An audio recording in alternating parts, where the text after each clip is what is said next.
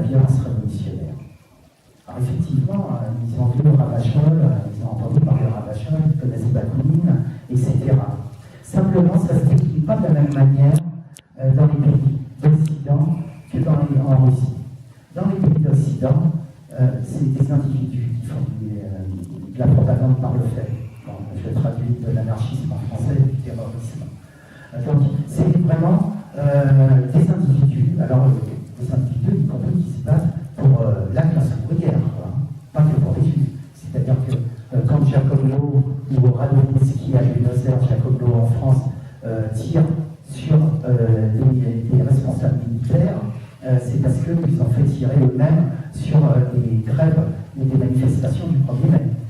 Quand Alexandre Berkman, qui a fait 15 ans de prison, attaque et tire sur un patron parce qu'il a envoyé les Pinkerton, parce que les Pinkerton aux États-Unis, c'était pas que contre les Dalton, c'était aussi des milices patronales qui cassaient les grèves, et bien ce patron-là, il lui tire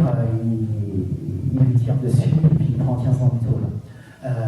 D'ailleurs, il fait un livre aussi, là je vous le conseille, si vous pouvez l'avoir, parce que, par exemple, c'est un des premiers à ma connaissance qui parle de l'homosexualité en prison.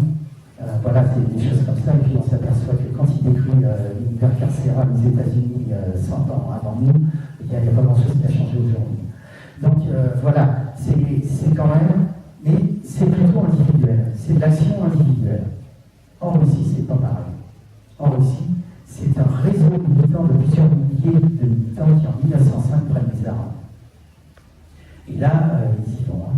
Alors, ils prennent les armes, effectivement, et donc ils font de l'action directe, je traduis, sabotage, de l'expropriation du racket, et puis la propagande par le fait, donc évidemment c'est des combats. Hein, on tire sur des militaires. Alors effectivement, ils ciblent, hein, c'est des patrons, c'est des militaires, y compris ils organisent comme un but des groupes d'autodéfense contre les pogroms hein, dans les villages, dans les villes, notamment à Odessa par exemple. Donc ils empêchent les pogromistes d'attaquer les Bialystok aussi par exemple. Ils empêchent les pogromistes de pénétrer, de faire des pogroms dans les quartiers juifs des villes du Yiddishland. Et puis, donc, mais c'est un réseau important de groupes. Alors c'est pas une organisation politique, hein, mais c'est un réseau qui vraiment essaime en 1905 dans tout le pays. Ils sont quand même très majoritairement sur les bases idéologiques de l'anarcho-communisme kropotkinien, parce que ça ressemble au shtetl. Le shtetl étant la petite bourgade juive, dans laquelle il y avait une forme d'autonomie de gestion des juifs dans ces villages. Bien, ce que raconte Kropotkin, ça leur parle. Donc ils sont plutôt anarcho-communistes, mais dans les faits, c'est vraiment des terroristes. C'est des anarcho-terroristes. C'est vraiment des gens qui prennent les armes, hein, qui pensent qu'en 1905, la révolution elle est arrivée. Hein, c'est la première révolution d'ailleurs. Et là, effectivement, dans le mouvement, ils sont quasiment majoritaires. Quoi. Ils sont plus de la moitié à être d'origine juive. C'est plusieurs milliers de militants qui s'engagent dans l'action directe et dans la propagande par le fait. Donc voilà, au niveau de la violence, ce n'est pas pareil, ça ne se décline pas, et puis ça ne se décline pas pareil. Pourquoi? Parce qu'effectivement, en Russie, la violence tsariste, les pogroms, etc., la clochardisation sociale, c'est quelque chose qui est très violent pour eux. Et donc, en retour, là, ils sont hyper violents. Et il y a des descriptions de militants, mais à peine soutenables, quoi. Parce que quand ils sont torturés, ils ne donnent même pas leur nom. Pour ne pas être fusillés quand ils sont pris, ils se mettent de la paraffine et puis ils se font rouler vifs. Enfin, des trucs, ils vont jusqu'au bout pour refuser vraiment, y compris dans la répression, ce que peut mettre l'État en face d'eux, l'État russe. Donc voilà, c'est quand même c'est très édifiant sur ce retour de violence qu'il y a dans cette situation russe pogromiste et profondément réactionnaire pour les juifs et pour les paysans, à la logique aussi, bien sûr. Donc voilà, ça ne se décline pas de la même façon dans les pays d'accueil. Dans les pays d'accueil, ils vont très vite, après un discours radical, notamment influencé par l'allemand Johann Most, qui n'est pas juif, mais qui est ils vont quand même très vite passer au syndicalisme, à l'anarcho-syndicalisme. Et donc, ça ne va pas se décliner de la même manière dans tous les pays. Alors ici, d'ailleurs, c'est pas une commande d'un libertaire, hein, mais je l'ai mis parce qu'ils étaient quand même très très importants dans le syndicat des casquettiers à Paris. Et ici, j'ai mis quand même le fanion de la CGT, où c'est marqué en yiddish, que c'est des travailleurs casquettiers, c'est le syndicat des travailleurs casquettiers. C'est marqué en yiddish en bas. Donc, ils sont très influents et ils s'engagent en France, donc, au sein de la CGT, avec leur propre propagande. Parce qu'ils s'aperçoivent eux-mêmes, et dans les autres pays, ce sera pareil sur cette question-là, c'est-à-dire qu'ils s'aperçoivent que les gens qui arrivent, là, qui se mettent à travailler dans les ateliers de la sueur, c'est pas forcément des gens hyper éduqués, et puis ils connaissent ni l'anglais, ni le français, ni l'espagnol. Donc, ils savent qu'il y a, c'est marqué dans les tracts, cible CGT, mais c'est en yiddish qui s'adresse à ces travailleurs qui sont dans ces métiers juifs. Donc en France, ils rentrent dans la CGT, hein, ils créent des sections CGT de l'alignement. Ils vont être en partenariat avec les trade unions en Angleterre, dans les États de Londres et à Londres, mais en partenariat, ils ne rentrent pas dans les trade unions. Et puis à New York, ils vont rentrer de deux manières. Donc ils vont rentrer beaucoup dans les syndicats réformistes, hein, avec les socialistes, il va y avoir des enjeux. Et puis après, il y aura des alliances dans ces syndicats, hein, le syndicat, la FLCIO, hein. Il va y avoir des alliances après la révolution russe, où ils vont tomber dans une forme de réformisme, parce qu'ils vont faire alliance avec les socialistes contre les communistes bolcheviques. Donc là, ça va être très compliqué aux États-Unis. Et il va y avoir des reproches de certains militants syndicalistes de ce milieu-là, en disant qu'ils prennent des postes et qu'ils deviennent un peu réformistes. Et puis il y en a qui vont dans le syndicat syndicaliste révolutionnaire, IWW aussi, qui a été quand même très important autour des années 1905 jusqu'à 1910, 12, 14. Donc aux États-Unis, ils rentrent aussi dans ces syndicats, y compris par contre en spécificité, ils vont mettre en place le cercle des ouvriers russes, qui va avoir plusieurs milliers d'adhérents. Et ce cercle des ouvriers russes, qui est très syndicaliste, hein, en même temps, va être le fer de lance en 1917, quand ils reviennent donc, vers Russie. Il va être le fer de lance de l'anarcho-syndicalisme qui va se créer dans les soviets, et donc une tendance anarcho-syndicaliste qui va se mettre en place en Russie, et qui viendra de l'expérience qu'ils auront eue aux États-Unis et en Angleterre ou en France sur la question du syndicalisme. Donc ce seront les cadres du mouvement en Russie, à partir de 17. Par contre, et directement par contre en Argentine, et bien là, c'est encore différent, c'est-à-dire qu'ils vont rentrer dans la fédération syndicale qui est importante à l'époque, hein, il y a 1 million d'adhérents, hein, c'est comme l'Espagne en Argentine, hein, il y a 1 million d'adhérents à la Flora. Et bien, dans le journal de la Flora, de la Prensa, eh bien, il y a une page en italien, puis il y a une page en yiddish. Voilà. Donc ils rentrent carrément directement dans les syndicats, parce que la Flora c'est plus compliqué, c'est à moitié anarcho-communiste, à moitié syndicaliste révolutionnaire, mais enfin, c'est quand même l'organisation de la classe ouvrière en Argentine. Donc, ça se décline vraiment très différemment suivant les pays d'accueil et suivant les réalités du syndicalisme dans ces pays-là. Alors, il y a quelque chose, bien sûr, qu'on ne peut pas mettre de côté. Je crois qu'il faut le dire aussi, il faut l'assumer.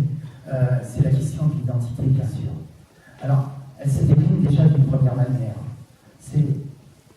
Il y a une partie du mouvement, notamment derrière Alexandre Berkman et Emmanuel Mann, qui sont un peu sur la base de Rosa Luxembourg, c'est-à-dire il y a une seule classe ouvrière, nous sommes des internationalistes intransigeants. Et puis, il y a quand même ceux qui travaillent au quotidien, qui sont très pragmatiques, hein, donc qui travaillent, qui créent la propagande en yiddish, etc. Et ceux-là, par contre, vont reconnaître l'appartenance à l'universalisme prolétarien, mais tout en reconnaissant eux-mêmes une identité yiddishiste au sein de la classe ouvrière. Voilà. Donc, sur l'identité, il y a ces deux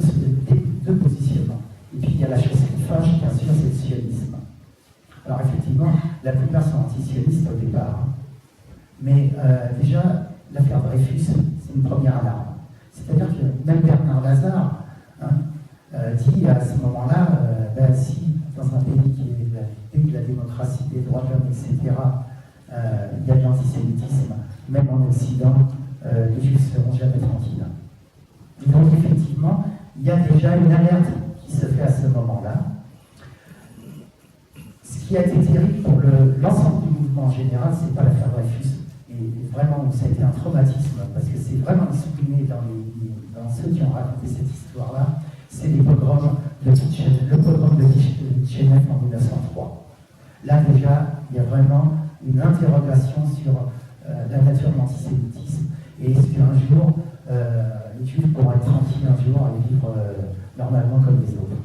Donc, il y a 1903, puis il y a l'affaire Bélis, et puis bien sûr, ça se termine avec, comme vous savez, la Shoah, et là, ça achève le tournant d'une grande partie, pas tous, parce que je peux vous dire qu'y compris en 1930, il faut dire, dans le libertaire, les altercations entre juifs libertaires sur la question du sionisme, je peux vous dire que ça ne ferait pas dire quelques-uns aujourd'hui. Vraiment, ils s'engueulent à travers le journal français. Mais en tout cas, après la Shoah, il y a effectivement une forte tendance à dire l'État d'Israël, ou au moins l'établissement des Juifs en Palestine, en tout cas, c'est important. Et donc, je crois qu'il faut qu'on comprenne, y compris nous, avec notre regard, que ça existait, y compris ces débats-là ont existé, y compris dans le mouvement libertaire, et qu'effectivement, il y a une tendance à aller vers cette question-là, et à reconnaître, y compris, alors il y a quelque chose qui était, moi, ce que j'appelle un peu un justificatif, quelque part, et c'était les kibbutz. Les kibbutz, c'était merveilleux pour eux, parce que c'est ce qu'ils avaient tenté d'expérimenter aux États-Unis dans leur colonie autogérée. Donc ils ont soutenu, y compris Israël, à travers le kibbutz. Donc il y a vraiment un retournement de situation de fait de l'ensemble de la population juive de l'époque, mais y compris dans le mouvement libertaire sur cette question-là. Aujourd'hui, on en reparlera plus tard, ça c'est une autre histoire. Mais en tout cas, il faut comprendre et assumer le fait que ça existait, il ne faut pas sous-estimer. Et puis, on les retrouve là où on ne les attend pas. Eh bien, c'est en Espagne. En 1492, vous savez que les rois d'Espagne, Isabelle la catholique et puis le roi d'Aragon, il me semble, ont viré militaire d'Espagne à tous les juifs. Eh bien, ils reviennent en 1936. Alors, déjà, ils sont attirés par la pédagogie de Francisco Ferrer, y compris, ils font de violentes manifestations, d'importantes manifestations dans le monde entier à soutien, parce que Francisco Ferrer, en 1910, je crois, par là, va être fusillé par l'État espagnol, et donc il y a un soutien. Donc, ils sont déjà attirés par la pédagogie de Francisco Ferrer, et donc créent ces fameuses écoles libertaires un peu partout à Londres. Il y en a même une en Pologne, il y en a eu une à Odessa en 1918, il y en a surtout aux États-Unis et en Argentine. Donc il y a tout ça qui existe. Et puis en 1936, alors déjà les Juifs allemands, ils sont venus avant, ils sont arrivés en Espagne à partir de 1933, comme vous pouvez l'imaginer, il y en a un paquet qui ont migré en Espagne. Et donc, ils se retrouvent, non pas dans le brigade international, ils se retrouvent directement dans les colonnes de la CNT espagnole. Donc ils combattent aux côtés des anarchistes espagnols. Et puis, ils sont aussi dans la propagande. Il y en a beaucoup qui vont être dans les radios, dans les filmés, etc. Et il y en a d'autres qui vont être dans l'éducation, qui effectivement vont être aussi des instituts, des pédagogues au service de la Révolution espagnole. Et bien sûr, ceux qui ne sont pas sur place, eh bien, ils vont aussi, dans les pays d'accueil, organiser le soutien matériel, le soutien financier à l'Espagne révolutionnaire. Donc là, c'est vraiment là où on les attend pas de fait, parce qu'ils n'existent plus en Espagne depuis plusieurs centaines d'années. Et bien si, ils y reviennent et ils combattent aux côtés des anarchistes espagnols. Alors maintenant, on va parler un petit peu quand même, je vous conseille d'ailleurs un livre qui n'est pas connu du tout, mais qui est à la hauteur de l'espoir d'Andro ou de London Freedom, qui est de Kaminski. Ça s'appelle Ceux de Barcelone. Eh bien, c'est un livre qui est magnifique. a vécu là-bas. Et notamment, à un moment, dans un chapitre, il explique le changement de mode qu'il y a sur les rangs de glace. Les gens ne s'habillent plus de la même manière à partir de 1936. C'est vraiment très beau à lire. Donc je vous conseille Kaminski, ceux de Barcelone. Et puis, donc, on va parler un peu de tous les pays, parce que effectivement, si j'ai dit que j'avais fait un panorama là, vraiment général par rapport à ma première édition, c'est vraiment un panorama général. Et donc, ça suit la courbe d'influence de l'anarchisme, comme je le dis, de l'anarchisme. Mais donc, ça se crée d'abord dans les pays d'accueil, puisqu'en Russie, c'est à partir de 1903, en gros, que les groupes libertaires commencent à apparaître en Russie. Donc, à partir de 1680, ils sont surtout en France. À 80-90, ils sont en France et en Angleterre. Et puis à partir de 90, donc c'est en Amérique. En France, c'est pas ridicule. Quand vous avez en 1907 450 militants actifs répertoriés par la police sur une population globale de juifs de 20 000 habitants à Paris, 450 pour 20 000, on aimerait bien avoir les mêmes rapports aujourd'hui dans ces dimensions-là, à l'instant T de la société française. Donc il y a vraiment une influence réelle. Et puis à Londres, ils sont vraiment hégémoniques. C'est eux qui mènent toutes les grèves.